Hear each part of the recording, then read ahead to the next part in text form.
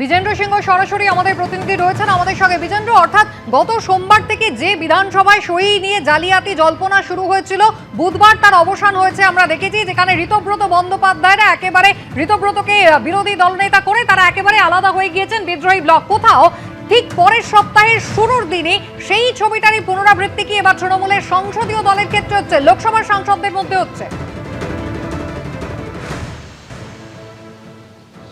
সেটা তো দেখাই যাচ্ছে কুসুমিতা, কেন যে ইঙ্গিত আমরা পাচ্ছিলাম কি যেদিকে এগোচ্ছে টিএমসি সংসদীয় দল, সেক্ষেত্রে ভাঙন অব্যাহত রয়েছে। সুখেন্দু শেখর রায় প্রথমে এটা জানিয়েছিলেন, যেহেতু তিনি বাকি লোকসভা সাংসদদের সঙ্গে কথা বলছিলেন।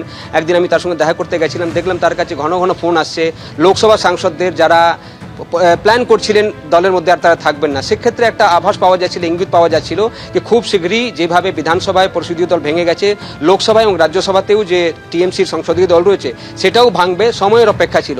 কিন্তু এত দ্রুত হবে সেটা একটা প্রশ্ন ছিল, কি এত দ্রুত কি এই সাংসদরা ভেঙে চলে যাবেন দল থেকে? যেদিন টিএমসি নেত্রী দিল্লি এসছেন আজকে, গতকাল কীর্তি আজাদ গিয়ে মমতা বন্দ্যোপাধ্যায়ের সঙ্গে দেখা করে বলেছিলেন যে তিনি তার পাশে রয়েছেন।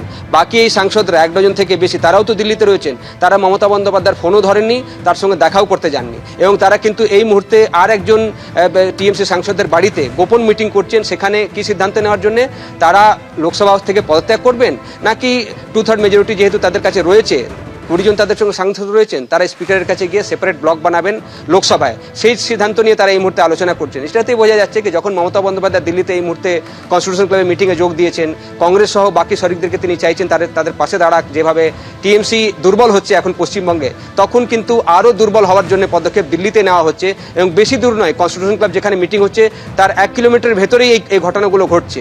তার 1 কিলোমিটার ভেতরেই আমরা দেখলাম সুখেন্দু শেখরের বাসভবন রয়েছে, সেখান থেকে তিনি চেয়ারম্যানের বাড়িতে গেলেন এবং সেখানে গিয়ে তিনি পদত্যাগ করলেন ঠিক তার পাশেই। এবং ঠিক তার পাশেই কিন্তু আমরা দেখছি এই মুহূর্তে একটা গোপন জায়গায় টিএমসি সাংসদরা বসে রয়েছেন লোকসভার, তারা মিটিং করছেন। এবং একটা সূত্র এটাও জানাচ্ছে কি যেহেতু মুখ্যমন্ত্রী আজকে দিল্লিতে এসছেন, মুখ্যমন্ত্রীর সঙ্গে হয়তো তারা কথা বলতে পারেন, তাদের একটা ফোনে কথা হতে পারে বা তারা দেখাও করতে পারেন মুখ্যমন্ত্রীর সঙ্গে। এরকমও একটা সূত্র থেকে আমাকে কিছুক্ষণ আগে একজন জানালেন কি হয়তো তারা মুখ্যমন্ত্রীর সঙ্গে দেখা করবেন। এবং যখন মুখ্যমন্ত্রীর সঙ্গে দেখা করবেন, তারা কিন্তু এই সিদ্ধান্ত যদি নেন কি তারা পদত্যাগ করছেন, সেটাও তারা মুখ্যমন্ত্রীকে জানিয়ে দেবেন কি তারা টিএমসি দলের মধ্যে নন, টিএমসি থেকে পদত্যাগ করছেন এবং লোকসভার সাংসদ হিসাবেও তারা পদত্যাগ করছেন। এটা মুখ্যমন্ত্রীকেও তারা জানাবেন। এবং তারপর যেহেতু আজকে চণ্ডীগড়ে রয়েছেন স্পিকার আসার পর তারা পদত্যাগের চিঠি নিয়ে গিয়ে স্পিকারকে জমা দিয়ে দেবেন এক এক করে। একজন সাংসদ যে খুব সম্ভবত ইউসুফ পাঠানও রয়েছেন, কিছুক্ষণ আগে একটা মেসেজ এলো কি ইউসুফ পাঠানও তাদের সঙ্গে রয়েছেন।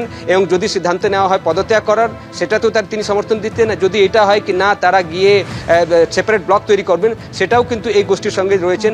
এটাও ইঙ্গিত দিচ্ছেন ইউসুফ পাঠানের একজন ব্যক্তি, যার সঙ্গে আমার যোগাযোগ কিছুক্ষণ আগে হয়েছিল।